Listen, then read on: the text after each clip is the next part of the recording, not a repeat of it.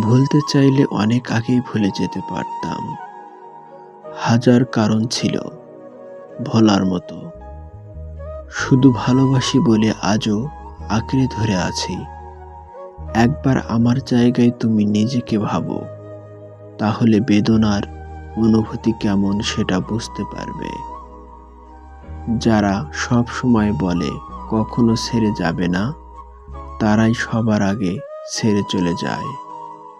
কাউকে খুব বেশি আপন করতে নেই, কারণ আপন মানুষগুলো খুব ভালোই জানে কোথায় আঘাত করতে হবে। তারা সেইখানে আঘাত করে অতি তাড়াতাড়ি জীবন থেকে হারিয়ে যায়। এভাবেই জীবনের সমাপ্তি ঘটে।